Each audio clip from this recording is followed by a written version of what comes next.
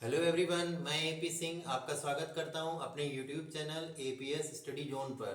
तो आज हम आपके लिए साइंस का एक टॉपिक लेकर आए हैं जिसका नाम है तत्वों का वर्गीकरण। क्लियर। तो तत्वों का वर्गीकरण क्यों करते हैं? तो क्या रहता है कि जब तत्वों को अगर हम लोग बांट करके अध्ययन करते हैं तो उसका अध्ययन करने में क्या होती है, सुविधा रहती है। क्लियर है। तो इस कारण हम लोग क्या करते हैं, तत्वों का वर्गीकरण करते हैं। तो इसमें कुछ नियम है, जैसे कि आपका पहला एक नियम बताया गया है डोबे-राइनर का त्रिक। क्या है डोबे-राइनर का त्रिक? तो इसमें यदि समान गुण वाले तीन तत्वों को एक ही समूह में बढ़ते परमाणु भार के क्रम में रखा जाए तो पहले तथा तीसरे तत्व के परमाणु भारों का माध्य बीच के तत्व के परमाणु भार के बराबर होता है। क्लियर है। मतलब क्या रहेगा कि जैसे तीन तत्व हैं, ठीक। अब उन तीनों तत्वों में पहला तत्व और जो तीसरा तत्व, जो लाइन से पहला और तीसरा तत्व होता है किसी आवर्त का, उसमें क्या कर लिया जाता है कि उसका पहले तत्व का परमाणु भार और तीसरे तत्व के परमाणु भार को अगर जोड़ करके दो से डिवाइड कर दें, यानी कि दो तत्व हैं तो उनको दो से डिवाइड कर दें, यही है। उसको हम लोग माध्य भी कह देते हैं। माध्य क्या होता था? जब टोटल जो संख्या होती है जिसका योग बटे में क्या, कुल संख्या।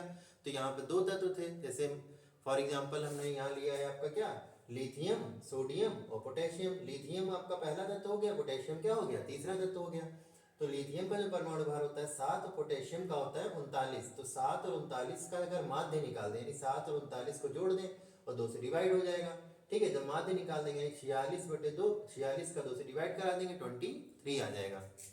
और 23 किसका परमाणु भार है? तो सोडियम का। क्लियर है। तो यानी कहने का मतलब क्या हुआ कि अगर तीन तत्व जो होते हैं लाइन से, उन तीनों तत्वों में क्या करते हैं हम कि जो पहला तत्व और जो तीसरा तत्व है उन दोनों तत्वों के परमाणु भार को जोड़ करके उसको जैसे दो तत्व जोड़ के 2 से डिवाइड करा तो क्या कह सकते हैं, परमाणु भारों का जो माध्य निकाल देते हैं वो माध्य क्या होता है, बीच वाले तत्व का क्या होता है, आपका परमाणु भार निकल आता है। ठीक है। क्लियर। नेक्स्ट देखते हैं। फिर आपका आ जाता है, और जैसे किसमें था, जैसे पहले वर्ग में आपने देखा होगा, जो पहला वर्ग है उसमें कौन कौन सा था, लिथियम था, फिर सोडियम था, फिर पोटेशियम था, लाइन से तत्व थे वर्ग में। ठीक है। तो ध्यान रखना है कि जो किसी एक वर्ग में जब तीन तत्व एक साथ होते हैं तो एक साथ होंगे तो उन तीनों तत्वों में से पहले और तीसरे तत्व का क्या करते हैं, माध्य निकाल देते हैं, तो बीच वाले तत्व का क्या निकल आता है, परमाणु भार निकलता है। इसी को बताया था किसने, डोबे-राइनर के त्रिक के अंतर्गत बताया गया था। ठीक है। फिर आता है न्यूलैंड का अष्टक नियम। न्यूलैंड का अष्टक नियम क्या कहता है? इसमें कहा गया यदि तत्वों को बढ़ते परमाणु भारों के क्रम में लिखा जाए तो हर आठवां तत्व अपने से पहले तत्व के समान गुण वाला होगा। इन्होंने क्या बताया कि जो अगर तत्वों को हम लोग परमाणु भार के बढ़ते हुए क्रम में व्यवस्थित करें। क्लियर है। न्यूलैंड के द्वारा क्या बताया गया कि अगर तत्वों को परमाणु भार के बढ़ते हुए क्रम में व्यवस्थित करें तो इसमें क्या हो जाएगा कि जो पहला तत्व होगा अपने जस्ट आठवें वाले तत्व से, या जो आठवां तत्व होगा जस्ट अपने पहले वाले तत्व से क्या करेगा, समानता प्रदर्शित करेगा। कैसे ऐसे कर सकते हैं, जैसे 8 तत्व रखे गए मान लीजिए। ठीक है। तो जो तत्व होगा लास्ट वाला वो क्या करेगा, अपने से जस्ट पहले वाले तत्व से क्या, अपने जो पहला वाला तत्व होगा उससे क्या करेगा, समानता प्रदर्शित करेगा। जैसे हम इसको ऐसे समझ सकते हैं, संगीत के 7 स्वरों के आधार पर। ठीक है। संगीत के 7 स्वर आपको पता ही है क्या होते हैं, सारे गामा पाधा नीसा। तो अगर हम इसका उल्टा कर दें तो सानी धापा मागा रेसा। क्लियर है। क्या बनेगा, सारे गामा पाधा नीसा सानी धापा मागा रेसा। यानी कहने का मतलब जो पहला तत्व होगा उसके जस्ट अगले तत्व से क्या करेगा, समानता प्रदर्शित करेगा। फिर आता है आपका क्या, मेंडलीव की मूल आवर्त सारणी। मेंडलीव की मूल आवर्त सारणी, मेंडलीव ने सबसे पहले क्या दी थी, आवर्त सारणी का परिचय दिया था, है ना। तो इन्होंने जो आवर्त सारणी बनाई थी परमाणु भार के आधार पर थी। किस आधार पर थी, तो परमाणु भार के आधार पर थी। तो इन्होंने जो बताया, क्या बताया कि तत्वों के भौतिक एवं रासायनिक गुण उनके परमाणु भारों के आवर्ती फलन होते हैं। यानी जो तत्व होंगे उनके जो परमाणु भार होंगे उन्हीं पर क्या हो जाएगा, उनके भौतिक और रासायनिक गुण क्या करते होंगे, निर्भर करते होंगे। क्लियर है। तो ये मेंडलीव के द्वारा बताया गया था। आवर्त सारणी में आपको पता है क्या होता है, आवर्त सारणी में आपके क्या होते हैं, 7 आवर्त होते हैं, 18 क्या होते हैं आपके, तो वर्ग होते हैं, यानी समूह होते हैं। क्लियर। टोटल तत्व कितने हैं, तो 118 होते हैं, है ना। फिर आ जाता है क्या, मेंडलीव की मूल आवर्त सारणी की उपयोगिता। यानी इसकी आवर्त सारणी को हम लोग यूज कहाँ करते हैं, उपयोगिता क्या होती है, क्यों इसको बनाया गया था और इससे क्या सहायता होती है रसायन विज्ञान के अध्ययन में, है ना। तो पहला जो बता रहा है तत्वों के गुणों के अध्ययन में सुविधा। क्या हो जाएगा, आवर्त सारणी जो मेंडलीव की बनाई गई थी उसमें क्या था कि तत्वों के गुणों के अध्ययन में सुविधा हो जाती थी। दूसरी बात क्या है, नए तत्वों की खोज में सहायता होती थी कि नए तत्व जो होंगे उनकी खोज में भी क्या रहेगी, सहायता रहेगी। फिर कह रहा है परमाणु भार ज्ञात करने में सहायता, जो परमाणु भार होंगे उनको भी ज्ञात करने में क्या रहेगी, सहायता हो जाती थी। भौतिक रासायनिक गुणों का बोध हो जाता था, यानी भौतिक रासायनिक गुण जो थे उनका भी क्या हो जाता था, बोध हो जाता था, पता चल जाता था। क्लियर। फिर कह रहा है मेंडलीव की मूल आवर्त सारणी के दोष, अच्छा अगर उपयोगी होगा तो कहीं ना कुछ दोष भी होंगे। ठीक है, तो जैसे इसमें जो दोष थे क्या था, समस्थानिक व संभारिक का स्थान निश्चित नहीं था। क्लियर। अब समस्थानिक क्या होते हैं, समस्थानिक वे तत्व होते हैं जब किसी तत्व का परमाणु क्रमांक एक समान हो लेकिन परमाणु भार क्या हो जाता हो, भिन्न भिन्न हो जाता हो, तो उसको हम लोग कह देते हैं क्या, समस्थानिक। क्या कहेंगे, जब किसी तत्व का परमाणु क्रमांक एक समान हो लेकिन जब दो या दो से अधिक तत्व जो हो उनका परमाणु क्रमांक क्या होता हो, एक समान हो लेकिन परमाणु भार कैसा हो जाता हो, भिन्न भिन्न हो जाता हो, तो उसको हम लोग समस्थानिक कहते हैं। फॉर एग्जाम्पल अगर हाइड्रोजन के हम लोग समस्थानिक देखें तो प्रोटियम है, ड्यूटीरियम है, ट्राइटियम है, ये सब क्या है उसके समस्थानिक है, क्योंकि इन सारे तत्वों का जो परमाणु क्रमांक है वो एक है लेकिन परमाणु भार डिफर कर जाता है, 1 2 3 इस प्रकार से हो जाता है। क्लियर है। संभारिक क्या होते हैं, संभारिक वो होते हैं कि वे दो या दो से अधिक तत्व जिनका क्या होता हो कि जो परमाणु भार है वो समान होता हो लेकिन परमाणु क्रमांक क्या हो जाता हो, अलग हो जाता हो, भिन्न हो जाता हो, उसको हम लोग कह देते हैं क्या, संभारिक। फॉर एग्जाम्पल में आर्गन और कैल्शियम ले सकते हैं। आर्गन का आपको पता है परमाणु क्रमांक 18 होता है, कैल्शियम का परमाणु क्रमांक 20 होता है, लेकिन दोनों का परमाणु भार जो है वो कितना होता है, 40 होता है। क्लियर है, तो ये दोनों कैसे हो जाएंगे, संभारिक के उदाहरण हो जाएंगे। ठीक। फिर कह रहा है क्या कि नए तत्वों के स्थान का अभाव, ये क्या करेगी कि नए तत्व जो थे उनके स्थान नहीं निश्चित करेगी, जो बाद में जो तत्व खोजे जाएंगे उनको कहाँ पर रखा जाएगा आवर्त सारणी में ना, तो ये इनका एक दोष था कि नए तत्वों के स्थान का अभाव था। तत्वों का मूल लक्षण उनका परमाणु क्रमांक, इन्होंने कह दिया था तत्वों का मूल लक्षण जो है उनका परमाणु क्रमांक, परमाणु भार होना चाहिए था, है ना, सॉरी परमाणु क्रमांक इन्होंने बताया अपने हिसाब से। ठीक है, जबकि इनको जो इन्होंने आवर्त सारणी जो दी थी वो किस पर बेच दी थी, तो परमाणु भार पर बेच दी थी। ठीक है, आधुनिक परमाणु भार वाले तत्वों का कम परमाणु भार वाले तत्वों से पहले रखना।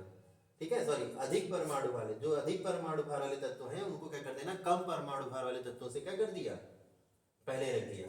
क्लियर। तो एक क्या दोष निकला कि अधिक परमाणु भार वाले तत्वों का कम परमाणु भार वाले तत्वों से पहले रखना, ये भी क्या हो गया इसका एक मेंडलीव की जो मूलावर्त सारणी थी उसका एक दोष हो गया।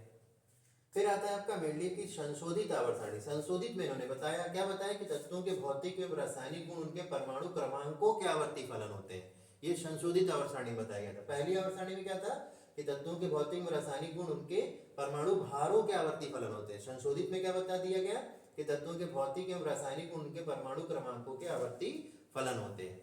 क्लियर है। फिर कह रहा है क्या, विकर्ण संबंध। विकर्ण संबंध क्या, दूसरे व तीसरे आवर्त के तत्व एक दूसरे से विकर्णता अभिमुख होकर जो संबंध दर्शाते हैं वह संबंध विकर्ण संबंध कहलाता है।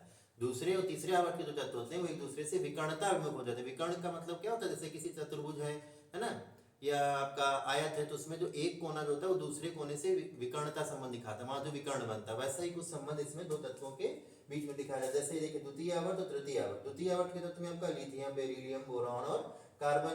तृतीय आवर्त में सोडियम, मैग्नीशियम, एल्यूमिनियम और सिलिकॉन। तो लिथियम जो है विकर्णता है वो किसके, मैग्नीशियम के, यानी लिथियम जो होगा वो मैग्नीशियम से क्या करेगा, संबंध दर्शाएगा अपना। बेरिलियम एल्यूमिनियम से दर्शाएगा विकर्ण संबंध। बोरॉन सिलिकॉन से विकर्ण संबंध दर्शाएगा। इस प्रकार से क्या हो जाता है कि दूसरे और तीसरे आवर्त के जो तत्व होते हैं एक दूसरे से विकर्णता अभिमुख होकर जो संबंध दर्शाते हैं उसी को हम लोग बोलते हैं क्या, विकर्ण संबंध के नाम से जानते हैं। ठीक है, उसको हम लोग विकर्ण संबंध कहते हैं। फिर आता है आपका प्रारूपिक तत्व। प्रारूपिक तत्व क्या होता है, कह रहा है द्वितीय तथा तृतीय आवर्त के तत्व क्या कहलाते हैं, प्रारूपिक तत्व कहलाते हैं। क्या कहेंगे, द्वितीय तथा तृतीय आवर्त के जो तत्व होते हैं वो क्या कहलाते हैं, प्रारूपिक तत्व कहलाते हैं। फिर कह रहा है सेतु तत्व। सेतु तत्व क्या है, तो कह रहा है तृतीय आवर्त में 1 से 7 समूह के तत्व सेतु तत्व कहलाते हैं। क्या कहा जाएगा कि तृतीय आवर्त में 1 से 7 समूह के तत्व सेतु तत्व कहलाते हैं। क्लियर है। नेक्स्ट देखते हैं संक्रमण तत्व। संक्रमण तत्व क्या है, वे तत्व जो सेतु तत्व से कम समानता के गुण प्रदर्शित करते हैं संक्रमण तत्व कहलाते हैं। क्या कहेंगे, वे तत्व जो सेतु तत्व से कम समानता का गुण प्रदर्शित करते हैं वो कहलाते हैं क्या, सेतु तत्व, वो संक्रमण तत्व कहलाते हैं। इनको हम लोग डी तथा एफ ब्लॉक के तत्व भी कह सकते हैं। जैसे आपको पता होगा परमाणु क्रमांक 21 से लेकर परमाणु क्रमांक 30 तक के जो तत्व हैं संक्रमण तत्व के अंदर आते हैं, क्योंकि वो क्या है, डी ब्लॉक के तत्व में रखे गए हैं। फिर आपके जो F ब्लॉक के तत्व हैं वो भी आ जाते हैं संक्रमण तत्व, जैसे आपका परमाणु क्रमांक 57 से लेकर के 71 तक, ठीक है। ये जो तत्व है लैंथेनाइड है, ये भी आपके संक्रमण तत्व में आ जाते हैं, ठीक है। फिर आपके लेकिन फिर आपका एक आता है परमाणु क्रमांक 89 से लेकर के 103 तक, ये F ब्लॉक के तत्व आ जाते हैं। इनको हम लोग एक्टिनाइड के नाम से भी जानते हैं, है ना। तो इन तत्वों को हम लोग अंतः संक्रमण और बाह्य संक्रमण के अंतर्गत भी रख सकते हैं। फिलहाल हम लोग को क्या समझना है, संक्रमण तत्व। संक्रमण तत्व क्या हो गया, जो डी ब्लॉक के तत्व, जैसे परमाणु क्रमांक 21 से लेकर परमाणु क्रमांक 30 तक के जो तत्व हैं वो सब क्या कहलाते हैं, आपके संक्रमण तत्व में आ जाते हैं।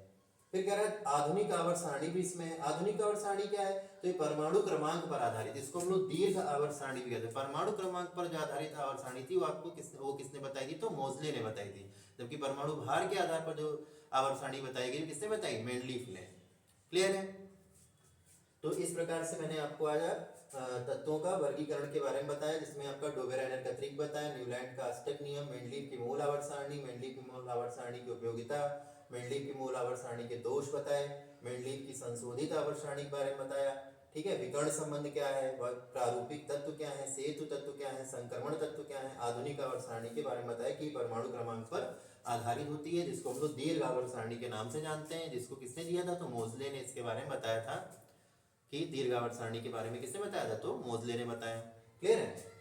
तो ये आज हम आपके लिए साइंस का एक टॉपिक लेकर आए थे, तत्वों का वर्गीकरण। आई होप कि वीडियो आपको अच्छा लगा होगा। अगर वीडियो अच्छा लगा तो वीडियो को लाइक कीजिएगा, शेयर कीजिएगा और चैनल को जरूर सब्सक्राइब कर लीजिएगा। Thank you.